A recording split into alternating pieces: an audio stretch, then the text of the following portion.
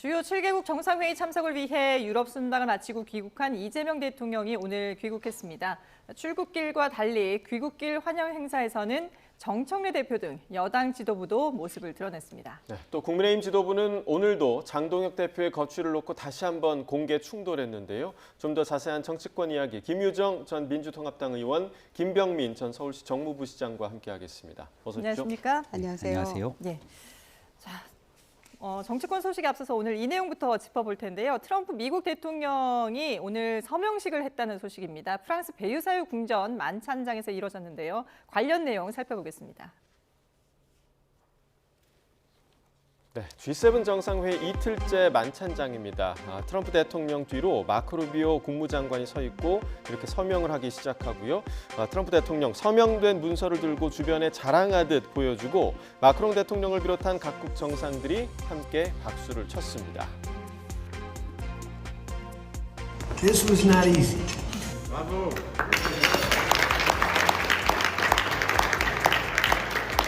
Just one question, please. You signed the deal? You signed the Signed deal? the MOU? It's signed, yeah. Signed? I signed it in Versailles. What? It's signed. 앞서 트럼프 대통령은 만찬장인 베르사유 궁에 도착하자마자 황금이 많아서 마음에 든다 이렇게 말하기도 했는데요. 오후에 확대 회담장에 들어오면서는 내가 대장이다 이런 뼈 있는 농담을 던지기도 했습니다. I'm the boss. I'm the boss.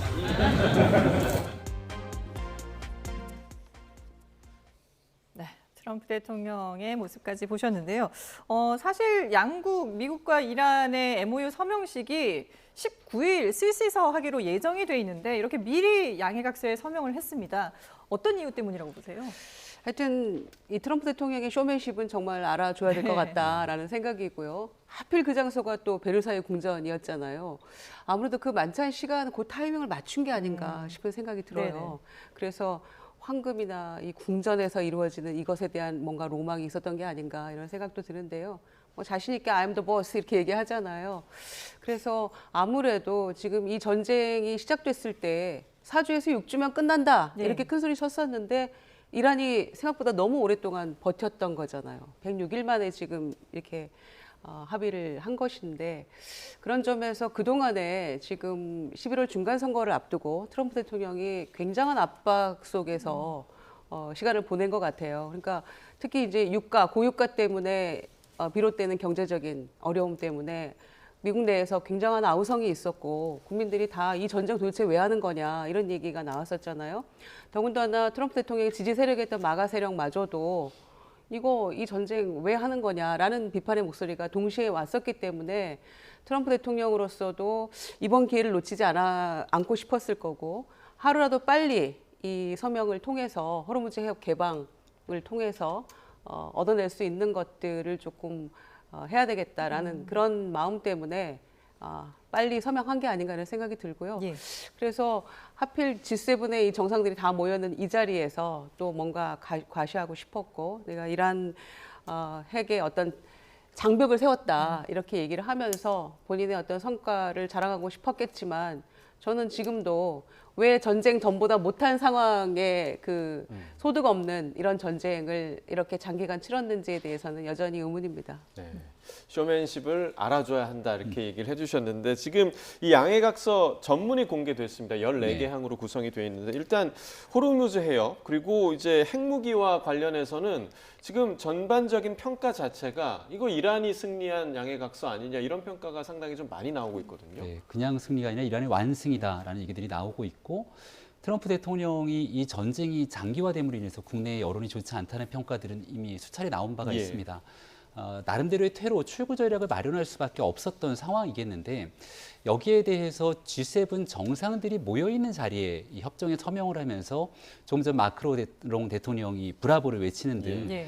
전 세계 지도자들이 내 협정에 대해서 이렇게 긍정평가했다라고 하는 이미지 한 장을 갖고 가고 싶었던 게 아닌가라는 생각이 듭니다.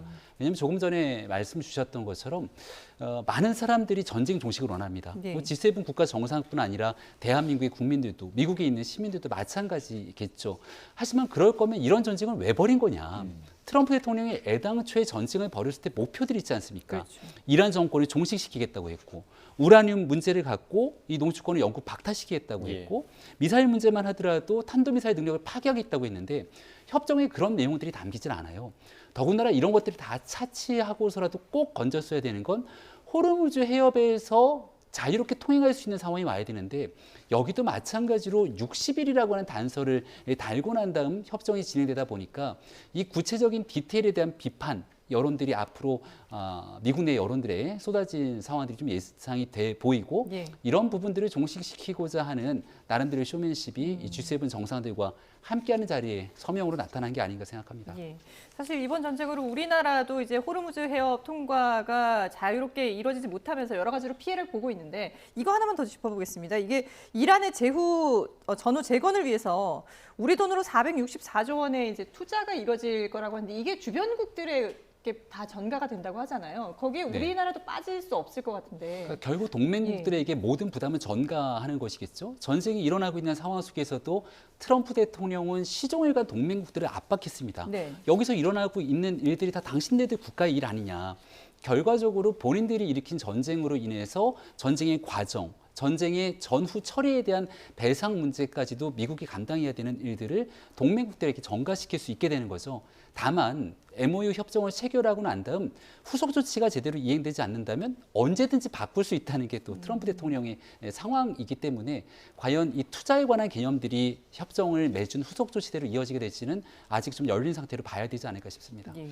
예, 그리고 이제 트럼프 대통령의 이 양해각서와 관련해서 만약에 이란이 제대로 행동하지 않으면 또다시 우리가 폭격을 하겠다 이렇게 또 엄포를 늘어놓기도 했는데 이 또한 쇼맨십으로 봐야 되는 겁니까? 어떻게 보세요? 그러니까 사실은 방금 그 3천억 달러 전쟁 그 재건 기금에 대해서도 이란은 이거는 전쟁에 대한 배상금이다라고 주장을 하고 있고 트럼프 대통령은 이거는 민간 투자다 이렇게 얘기를 하고 있어서 그 기금의 성격 가지고도 아마 구체적인 협상에 들어가면 굉장한 이견이 있을 거고 쉽지 않을 겁니다. 예. 그러니까 MOU는 MOU일 뿐이고 지금부터 60일간 협상이 구체적으로 진행될 때 어떤 거를 더 얻어내고 명확하게 이란이 이걸 이행하느냐에 달려 있는 거잖아요. 그 투자 자체도. 그런 점에서 MOU 60일 협상이 굉장히 사실 짧은 기간이기 때문에 그 안에 이 모든 거를 담아서 양쪽이 윈윈할 수 있는 그런 협상안을 만들어낼 수 있을 것인가의 문제도 있는 것이고 그다음에 그렇게 안 될 경우에는 다시 돌아간다라고 엄포라고 저는 생각을 합니다. 그게 다시 전쟁으로 들어가기 쉽지 않을 거라고 생각하고요. 또 많은 국제적인 시각은 이제 사실상 종전인데 협상안이 중요하다 이렇게 보고 있는 거잖아요. 예. 우리 코스피도 오늘 9,000 넘었죠. 예, 예. 넘은 것도 사실상 종료라는 그런 기대감이 반영된 거잖아요. 그런 점에서 60일 협상이라고 했지만 조금씩 늘어날 수 있다고 생각하고 확실하게 만들어내야 된다. 그리고 그걸 이행해야 된다라고 하는 어떤 다짐을 이란으로 하여금 다짐을 받으려는 그런 트럼프 대통령의 이야기가 아닌가 이렇게 생각합니다. 예, 알겠습니다. 자, 이제 국내 정치를 좀 집중적으로 다뤄보겠습니다. 이재명 대통령이 지난 9일 유럽 순방을 위해서 출국할 때 정청래 민주당 대표가 보이지 않았고 대신에 김민석 총리는 참석하면서 여러 가지 해석을 나왔었는데요. 오늘 귀국 행사에는 김민석 총리와 정청래 대표 모두 초청받았습니다. 화면 보시겠습니다. 자, 지금 저희가 귀국하는 장면을 화면과 함께 두 분과 얘기를 나눠보려고 하는데 오늘 상당히 이제 누가 참석할 것이냐 관심이 많이 쏠렸습니다. 그런데 정청래 대표가 초청을 받아서 이 자리에 직접 참석을 했거든요. 어떻게 보셨습니까? 사실 지난번에 그 환송 행사에 당에서는 당 지도부는 이제 참석을 안 했었죠. 예. 그래서 그 문제가 지금 대통령 순방 마치고 귀국할 때까지 정치권에 제일 핫한 뉴스가 된 것이 사실상은 당도 그렇고 또 청와대로서도 상당한 부담이었을 거라고 생각합니다. 예. 그리고 저렇게 성과를 가지고 돌아오는 대통령을 마중 나가는 게 저는 맞다고 생각을 해요. 그런 것들이 다 저간의 상황들이 감안되어서 이렇게 의전에 참석하게 된 게 아닌가 이렇게 생각하고요. 다만 이제 그 순방 기간 동안에 정청래 대표의 뭐 여러 가지 냉온탕을 번갈아 가는 그런 어떤 발언들이랄지 이런 것들이 오늘 현장에 서울공항에 마중 나가서 저렇게 90도 각도로 깍듯하게 인사를 했습니다마는 한꺼번에 그것들이 다 녹을 수 있을까? 뭔가 조금 약간 얼어붙은 그런 국면처럼 보인단 말이죠. 예. 거기 남북 관계처럼 느껴지는 그런 경색 국면처럼 보여지는 측면도 있기 때문에 뭐 한 2, 3초간 대통령과 악수하고 이 장면으로 모든 것을 다 풀 수는 없겠지만 그래도 저는 지도부를 나오게 한 것도 잘한 일이고 가서 저렇게 고생하셨습니다고 인사하는 것도 다행한 일이라고 생각합니다. 네, 지금 또 상황이 상당히 좀 예민한 상황이기 때문에 그래서 이 순간에 대통령의 표정이 어땠냐, 정청래 대표의 표정은 어땠냐, 악수는 어떤 방식으로 했냐, 인사는 몇 도로 했냐, 이게 전부 다 지금 관심사안이었단 말이죠. 김정부 시장 측에서는 좀 어떻게 보셨습니까? 결국 남는 건 90도 폴더 인사, 2초의 싸늘한 악수, 이 두 가지 장면이 남는 거지 않습니까? 안 간 것보다는 감으로 인해서 최소한의 조치를 취했다 이렇게 볼 수 있는 거겠죠. 지금 현재 그 대통령 그리고 이 정청래 당대표 간에 만약에 이런 최소한의 조치를 하지 않았다면 대통령은 대놓고 전당대회에 대한 당무에 개입했다라는 비판의 소지가 있을 수 있고 또 정청래 대표 입장에서는 그래도 이 대통령의 임기가 이제 막 시작되고 있는 상황인데 당청 갈등이 본격화되게 되면 이게 민주당과 정부 모두에게 부담이 되니까 아마 더 이상 나가는 목소리들도 상당한 어려움이 있지 않았을까 싶습니다.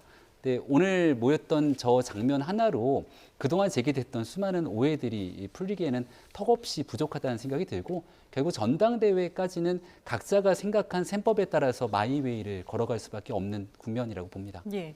그러니까 당시 이제 유럽 순방을 떠날 때는 청와대에서 입장을 밝히기로는 의전단을 최소화했다, 규모를 최소화했다. 여러 가지 이제 국내 사정 때문에도 그렇고 선관위 문제도 있고 그래서 줄였다라고 했는데 그래서 많은 분들이 이제 그 의미대로라면 돌아올 때도 축소를 하는 게 맞지 않겠냐라는 전망도 있었는데 청와대에서 이렇게 당대표 정청래 대표를 초청을 했다는 것은 아무래도 최근에 이 불거지고 있는 당청 갈등을 청와대도 충분히 인지하고 의식하고 있다라고 봐야 되겠죠. 네, 그렇습니다. 그러니까 순방 가 있는 동안에 하루 이틀 지나서였던가요? 그 지지율이 굉장히 폭락했을 때 그때 사죄의 어떤 메시지를 대통령이 벨기에선가 이태리에서 내셨잖아요. 그리고 나서도 또 엊그제도 또 사실은 대선 때 득표율보다 낮은 그런 지지율을 얻었기 때문에 이런 것들이 또 당 지지율도 마찬가지고 이런 모습들이 사실은 뭔가 조금 당청 간의 갈등처럼 비춰지는 또 전당대회를 앞두고 당내 뭔가 균열이 있는 듯한 이런 모습들이 국민들로 하여금 불편하고 불안하게 했다라는 측면에서 의전 문제로 이렇게 논란을 빚는 것은 이건 맞지 않겠다라는 판단이 있었다라고 저는 생각을 하고요. 네. 그래서 저는 보니까 그 김인석 총리하고 또 정청래 대표의 이 모습도 걸어가면서 한 잠깐 얘기 나누는 정도, 뭐 짧은 순간 그냥 악수하고 다 지나간 이 모습을 보면서 그래도 지도부가 참석해서 그 돌아오는 대통령을 마중 나가는 그 모습이 예. 그래도 국민들 보시기에는 더 좋지 않을까 이런 생각 아울러 해봅니다. 예. 자, 지금 속보가 들어서 한 좀 전해드리고 계속해서 정치권 이슈를 짚어보겠습니다. 앞서 영남 지역에 있는 취재기자 연결해서 폭염주의보가 처음으로 내려졌다라는 소식을 전해드렸는데 영남에 이어서 수도권 일부 지역에도 폭염주의보가 확대한 가운데 서울에도 올해 첫 폭염특보가 발령됐습니다. 네. 폭염주의보가 새로 내려진 곳은 서울 동남권과 서남권, 인천 강화와 포천, 남양주 등 경기 6곳입니다. 네, 서울에 폭염특보가 내려진 건 올해 처음인데요. 6월 30일에 발령됐던 지난해보다 12일 빠른 시기입니다. 폭염주의보는 일 최고 체감온도가 33도 이상인 상태가 이틀 이상 이어질 때, 예상될 때 내려집니다.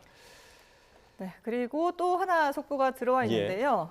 반도체 특수와 비규제 지역 효과 등으로 과열 양상을 보이는 경기 화성시 동탄구 아파트 값이 이번 주에도 급등했다는 소식이 들어왔습니다. 네, 한국부동산원이 오늘 발표한 6월 셋째 주 주간 아파트 가격 동향을 보면 화성시 동탄구 아파트값 지난주보다 2.22%가 뛰었습니다. 지난달부터 오름폭을 키워온 동탄구 아파트 값은 지난주 1.98% 급등한 데 이어서 이번 주에도 상승폭을 0.24%포인트 키웠습니다. 동탄구는 토어구역으로 묶이지 않아서 시세 차익 투자가 가능한 데다 또 최근 반도체 경기 호황의 기대감이 커진 가운데 주요 배후 지역으로 꼽히면서 실수요와 또 투자 수요 모두 집중되고 있는 상황입니다.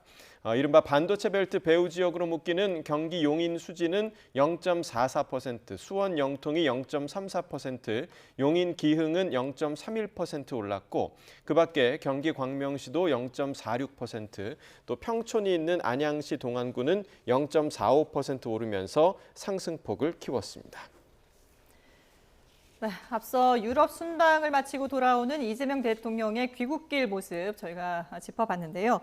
프랑스 에비앙에서 열린 G7 정상회의에 참석했던 이재명 대통령, 현지에서 트럼프 대통령과 다정하게 찍은 모습을 공개하기도 했습니다. 그리고 트럼프 대통령으로부터 부부 골프 제안을 받았다라는 얘기도 했고요. 그리고 오찬에서 트럼프 대통령으로부터 서명용 펜을 선물 받았다. 이걸 또 이제 알리기도 했는데 이런 걸 본다면은 이재명 대통령과 트럼프 대통령이 상당히 친밀해진 그런 느낌을 받거든요. 어떻게 보세요? 네, 그러니까 작년에 백악관에서 방문했을 때 이재명 대통령의 그 서명용 펜에 대해서 트럼프 대통령이 상당한 관심을 네네, 보였잖아요. 그렇죠. 예. 되게 두툼하게 잘 써지는. 그래서 선물을 즉석에서 했었잖아요.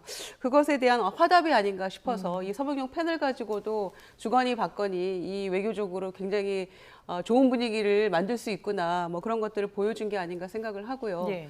특히 그 오찬에 앞서서도 짧은 만남에서도 마이 와이프라고 또 예. 김영애 여사를 소개하기도 하고, 또 그러면서 트럼프 대통령이 좀 남북관계 문제에 대해서 먼저 또 질문을 해서 중동 문제 해결한 것처럼 또 한반도 평화 문제에 대해서도 앞장서서 부탁하고 또 기꺼이 하겠다, 이런 화답도 들었기 때문에 아마 트럼프 대통령이 2018년 김정은 위원장과의 사진도 또 얼마 전에 올리고 했었잖아요. 예. 그러니까 이 중동 문제도 이 MOU 협정에 서명을 하고, 그 다음은 중간 선거에 또 신경을 쓰면서 남북 문제에 있어서도 본인이 뭔가 주도적인 역할을 하고 싶다라는 것을 드러낸 그런 모습이 아닌가 생각을 하고요.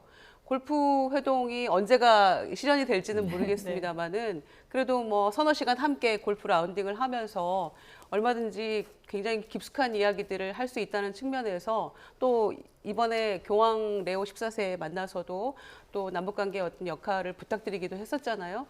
그래서 한반도의 어떤 비핵화 문제, 한반도의 평화 문제, 이런 것들을 국제사회의 어떤 이슈, 아젠다로 뭔가 대통령이 제시했다는 그런 측면에서 이번에 굉장히 좋은 그 기회가 됐던 것 같습니다. 네. 김전무 시장께서는 이번 그 트럼프 대통령과의 짧았던 만남이긴 하지만 좀 네. 어떻게 지켜보셨습니까? 좋은 관계를 이어갈 수 있다면 대한민국 국민들이 다 바라는 바 아니겠습니까? 이재명 대통령이 트럼프 대통령에게 피스메이커를 다시 한번 제안한 상황일 텐데, 거기에 대해서 말로는 화답하는 모습을 보이지만 이 북한 문제가 과연 미국의 트럼프 대통령이 피스메이커를 자처하면서 풀어갈 수 있는 상황인가에 대해서는 아마 이란 전쟁의 모습을 보면서 회의적인 국민들이 훨씬 더 많지 않을까 생각을 합니다. 트럼프 대통령은 결국 모든 것들을 미국 국익 중심으로, 자국의 국익 중심으로 생각하면서 이 외교적인 사안조차 비즈니스 거래 마인드로 접근하죠. 예. 2018년에 판문점 선언 이후로 남북 관계가 평화 모드로 갈 것처럼 생각했지만 트럼프 대통령이 김정은 위원장을 만나서 했던 여러 가지 일들조차 결국은 비즈니스적인 접근이었거든요.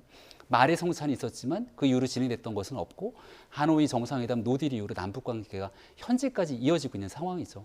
그러니까 이재명 대통령 입장에서는 이 미국과의 한미 관계를 돈독하게 하는 것도 중요하지만 민주당 정부의 대통령으로 남북관계 개선에 대한 성과를 어느 정도 내야 된다는 부담감도 분명히 있을 겁니다.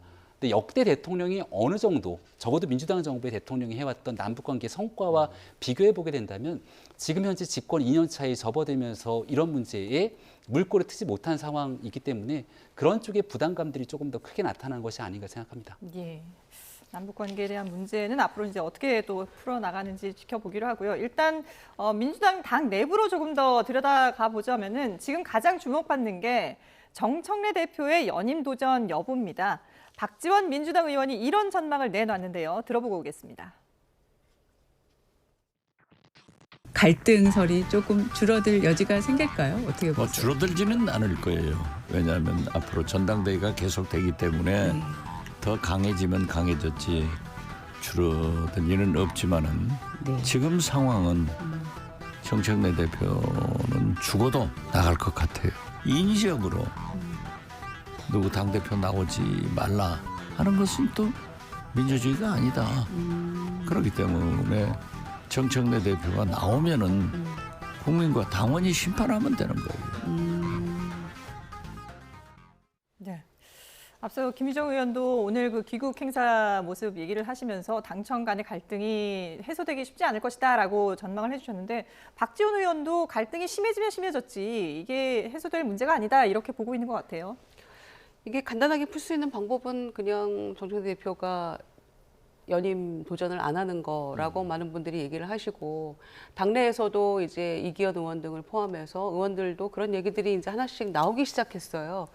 그런데 지금 그 정 대표의 행보를 보면 또 최고위원회에서의 발언이나 이런 것들을 종합해 보면 도전은 분명히 할 것처럼 보여요. 심지어는 대표도 그런 뉘앙스로 얘기를 했습니다만은 그 소위 이제 친청계 의원인지 측근이라고 하는 사람 말을 빌어서 나온 얘기들을 보면 만약에 출마를 안 하게 된다면 전당대회 도전을 안 하게 된다면 대통령이 마치 당무 개입을 해서 못 나가게 한 것처럼 하게 되니까 오히려 내가 대통령한테 폐를 끼치게 되는 것이다 라는 이야기를 그 측근 누군가가 한 보도를 봤거든요. 그러니까 그런 정도로 생각하고 있다면 아마 마음은 거의 굳힌 게 아닌가 본인이 얘기를 하지 않았을 뿐이지 이렇게 보여지고요. 그렇다면 2달 남짓 남았는데 지금부터 이제 정말 본격적으로 이제 갈등이라고 할까요? 본격적인 전당대회에 치열한 이 경쟁 국면으로 들어가는 거라서 많은 우려가 노적이 돼 있다 이렇게 생각을 하고요.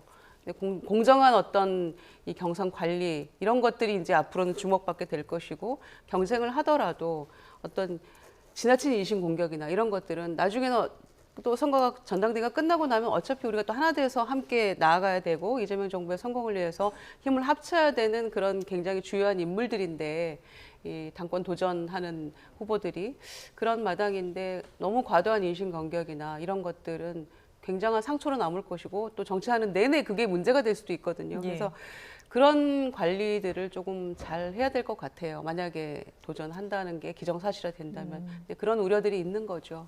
네, 민주당 내에서 이 당권과 관련해서 뭐 최고위원들도 그렇고요. 의원들 사이에서도 개파 간의 그런 서로 다른 목소리들이 상당히 분출하고 있는 그런 모습인데 뭐 친명, 친청, 심지어는 친석이라는 그런 명칭까지 나왔습니다. 지금 상대당이시긴 하지만 어떻게 지금 바라보고 계십니까? 친명이라는 단어를 쓰게 되면 대통령이 전당대회 한복판에 들어오게 된 거니까 그 용어를 쓰기가 부담스럽겠죠. 그래서 이제 친석이라는 용어로 대체를 시켰습니다만은 누가 보더라도 이재명 정부와 결이 같이 함께 가고자 하는 내용들이 하나 있는 것이고 정청래 대표가 여당의 대표입니다만은 대통령과 한결에서 같이 움직인다 이렇게 보기에는 갈등의 골이 좀 짚어 보이는 상황입니다. 근데 이 모든 일들은 결국 이 내후년에 있게 되는 총선을 앞두고 있는 굉장히 지난한 권력 투쟁의 한 장면이라고 볼 수 있을 것 같아요. 과거와 달리 이재명 대통령이 대표 시절에 총선 이후에 연임을 하게 되지 않습니까?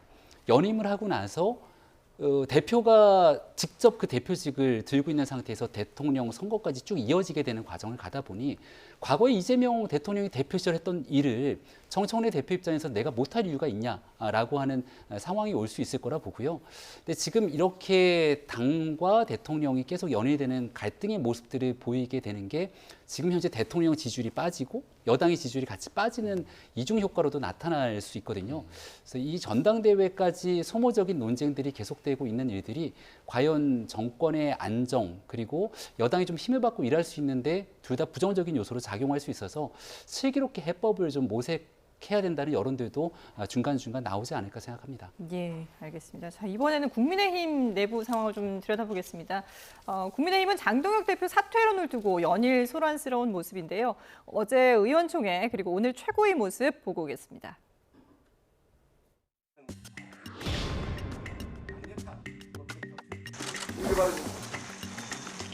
네, 아니 잠깐 앉아보십시오. 네. 짧게 한마디만 해주세요. 어차피 흘러나가서 보도될 건데. 나가서 하세요. 나가서 하시라고. 불통에 빠져있죠. 최악의 우리 당의 모습된 거 아닙니까? 우리 지도부가 선관위 사태가 좀 마무리되는 때 적어도 가을 전에는 임기를 종료하는 걸로 했으면 좋겠습니다. 요즘 우리 당이 마이크만 잡으면 외계어를 하시는 분들이 많아서 마이크 잡는 게 참 몹시 부끄럽기는 합니다.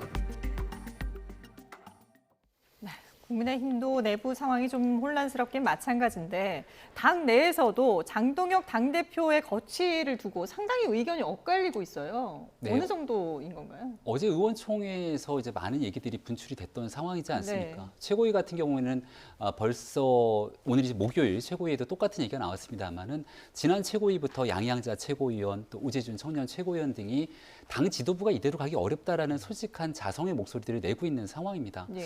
그러니까 이 정도 상황이 놓여져 있고 또 지난 지방선거 결과를 통해서 국민의 준엄한 눈높이가 확인이 됐다면 어떻게 반성하고 그 다음 단계를 밟아갈지를 찾아가는 게 당 지도부가 해야 되는 매우 자연스러운 역할입니다. 근데 지금 앞으로의 거취 그리고 앞으로의 방향성에 대해서는 얘기하지 않고 오직 반대되는 목소리를 당 지도부를 끌어내리려고 하는 상황처럼 지금 일축시키다 보니까 당의 이 소란스러운 일들이 계속 더 커져 나가는 것이 아닌가 생각되고요. 시간의 문제일 뿐 지금 장동혁 지도부가 아무 일도 없었던 것처럼 남은 1년 동안 당 지도부로서 역할을 다할 수 있을 것인가 그렇게 생각하는 당원들과 국민들 많지 않을 거라고 생각합니다. 그렇다면 1년 동안 이런 상태를 계속 끌고 갈 것인지 그것이 아니라면 어떻게 이 상황들을 정리할 것인지에 대한 나름대로의 대안을 당 지도부가 보여줘야 되는데 이도 저도 하지 못하는 어려운 상황에 놓여져 있다면 그때는 이제 당의 중심을 잡고 있는 구성원들 특히 의총을 통한 당내 의원들의 총의를 모으는 상황들이 매우 중요할 것이고 그런 측면에서 최근에 선출된 정점식 원내대표의 역할론들이 점점 커지고 있는 상황이 아닌가 싶습니다. 네, 지금 뭐 장대욱 대표 같은 경우는 지금 여기저기서 나오고 있는 사퇴론을 계속 지금 일축시키고 있는 상황이고 그 근거로 지금 투표용지 부족 사태, 이 사태를 먼저 해결하는 게 맞지 않느냐라는 주장을 계속하고 있거든요. 지금 이 부분에 대해서 정청래 대표와의 만남도 제안을 했는데 정 대표가 이걸 좀 받아들일까요? 어떻게 좀 예상하세요?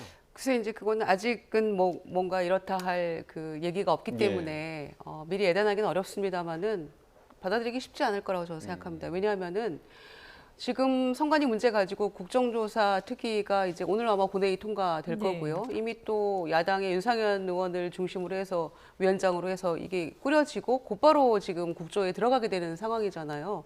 그런데 장동혁 대표가 누가 봐도 뻔히 본인의 어떤 대표직을 더 연장하기 위한 그런 걸로 당을 볼모로 삼고 또 이 재선건이 투표용지 부족 이런 것들을 지금 본인의 대표직을 이어가기 위한 그런 걸로 보여지는 그런 상황인데 거기에 민주당이 뭐 굳이 그 응답할 이유는 없는 것 같고요. 그리고 진정성이 별로 보이지 않잖아요.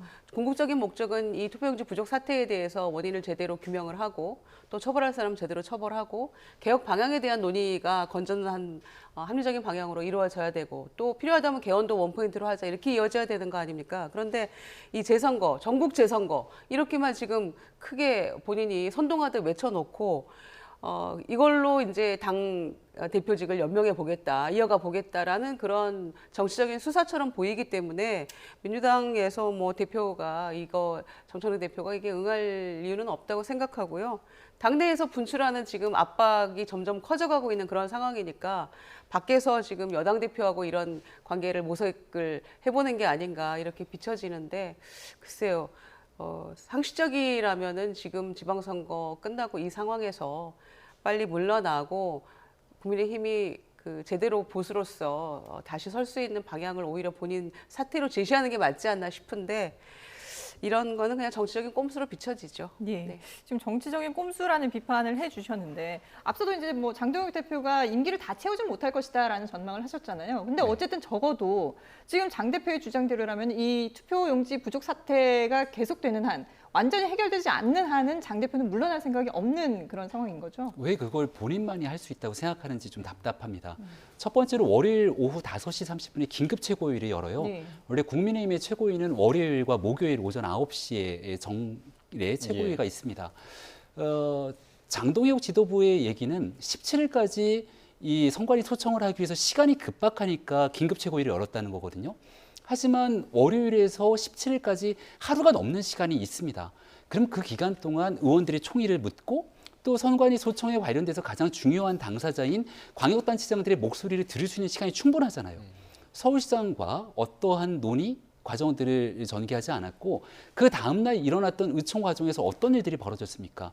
국민의힘의 의원들 상당수가 나와서 정정식 원내대표가 얘기하고 있는 것처럼 이 투표용지 부족 사태가 선거에 어떤 영향을 미쳤는지를 확인하기 위한 소청은 필요하다. 예. 그런데 장동혁 대표가 얘기하고 있는 것처럼 전면 재선거를 목표에 두고 하는 소청 바람직하지 않다고 해서 최고위원회에서 자기들이 결정했던 내용들이 의총을 통해서 전혀 다른 방향으로 귀결이 되게 됩니다. 예. 결국은 장동혁 대표와 지도부가 하고 있는 일련의 행동들이 문제를 풀어나가는데 더 큰 혼란을 야기시키고 훨씬 더 큰 갈등을 만들었다는 방증이 의총을 통해서 나왔던 것이거든요.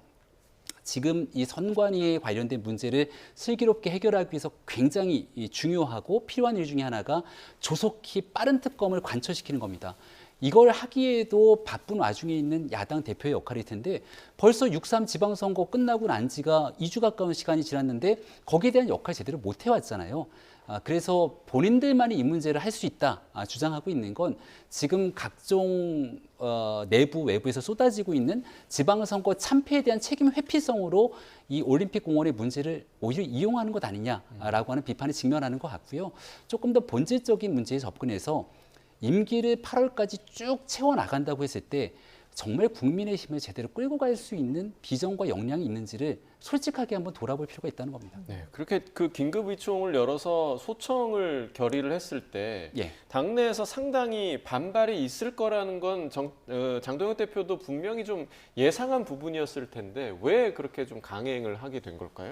그걸 예상하지 못했다면 무능한 상황이었을 거고요. 예상을 했음에도 불구하고 그걸 강행했다면 모종의 이유가 있는 것이겠죠. 그 모종의 이유라는 건 저는 분명하다고 봅니다. 의총을 열고 정상적인 의견을 수렴하게 된다면 장동혁 대표가 주장하고 있는 내용과 다른 방향으로 가게 되니까. 예. 그러니까 결과적으로 당의 지도부라는 건 당내 구성원들의 총의를 모아서 조금 더 건설적이고 국민을 위한 방향으로 끌고 가야 되는 역할과 책무가 있을 텐데 지난 1년 1년의 과정에서 그런 일들을 충실하게 해왔다면 지난 지방선거에서 이런 결과를 초래하게 됐을 것인가. 이 또한 평가의 대상이 되겠죠. 예. 자, 어쨌든 문제가 된 이 투표용지 부족 사태, 오늘 국회가 국정조사 계획서를 처리를 하고요. 45일간 이제 국정조사를 실시를 하게 됩니다. 자, 그런데 지금 이 상황에서 올림픽 공원의 개표소 봉쇄 시위도 상당히 장기간 오래 이어지고 있습니다. 밤사이에는 흉기 소동이 발생하기도 했는데요. 시위 초반보다는 좀 다소 과격한 양상으로 흘러가는 게 아닌가 싶어서 좀 우려가 되기도 하거든요. 어떻게 보세요? 네, 그렇습니다. 그러니까 초반에 청년들이 참정권 침해, 나의 권리가 침해됐다는 거에서 분노하면서 그 개표 장소로 몰려왔던 것, 와서 집회를 계속하고 또 권리 주장을 했던 것과는 굉장히 다른 양상으로 전개가 되는 것 같아서 우려가 되는 거죠.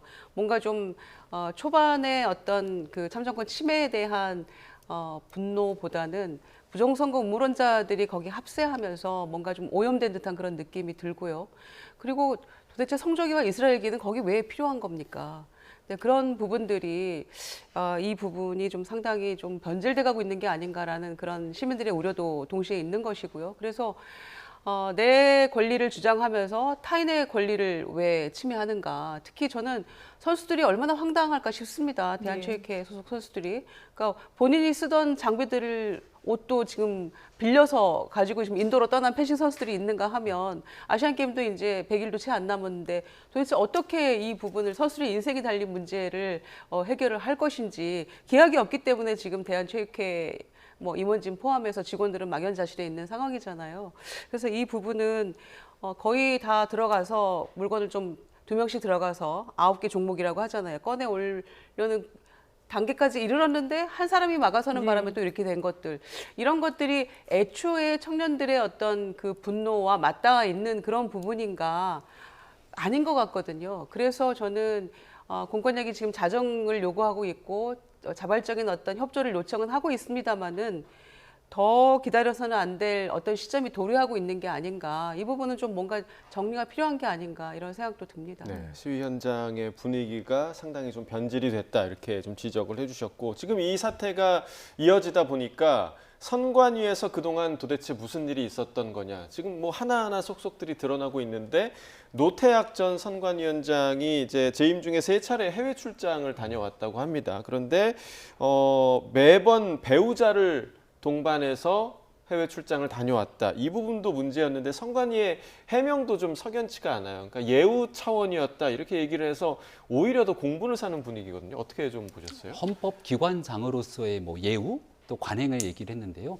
우리 국민들 처음 들어보는 얘기입니다. 그리고 이번 사태를 통해서 알게 됐던 건 선거관리위원회에서 선거를 배우기 위해 몰디브로 이렇게 해외 출장을 갔다는 것들도 상식적으로 받아들여지기 어려운 일들이죠.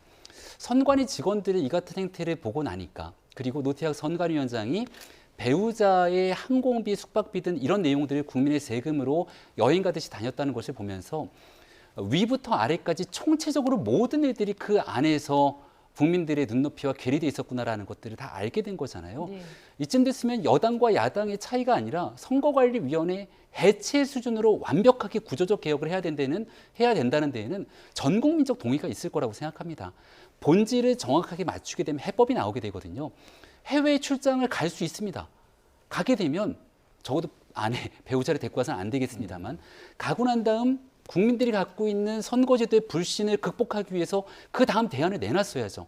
대한민국이 공적기관에 갖고 있는 가장 최고의 불신이 선거관리에 지금 집중되고 있는 상황에서 저런 일들이 펼쳐지게 되니까 아마 국민들께서는 더 이상 선거관리위원회가 내놓고 있는 해명과 그들의 얘기에 조금도 동정의 여론들이 일어나지 않을 거라고 생각합니다. 예. 그러다 보니까 이제 정부에서도 정말 선관위 해체 수준의 개혁이 필요하다라는 주장을 하고 있는데, 근데 그동안에도 늘 정치권도 그렇고 뭐 국민들도 그렇고 분노하지만 실질적으로 선관위를 변화시키진 못했잖아요. 이번에는 과연 어느 수준까지 좀 바꿀 수 있을까요? 선관위 문제를 가지고 지금 국정조사 특위가 발족을 한 것도 이번이 처음이죠. 예.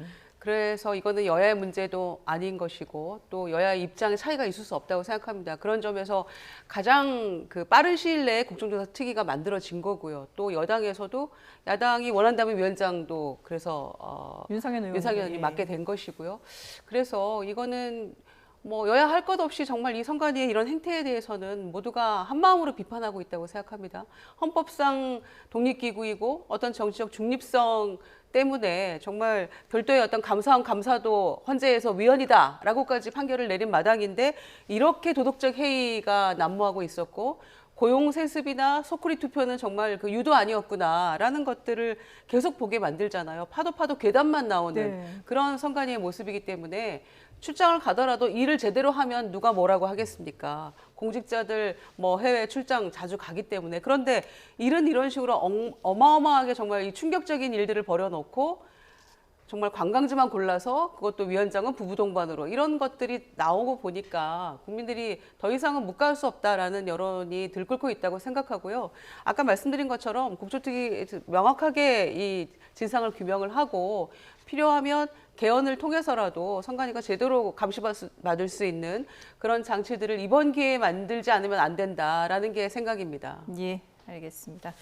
두 분 말씀 여기까지 듣겠습니다. 김효정 전 민주통합당 의원, 김병민 전 서울시 정무부시장과 함께했습니다. 두 분 말씀 잘 들었습니다.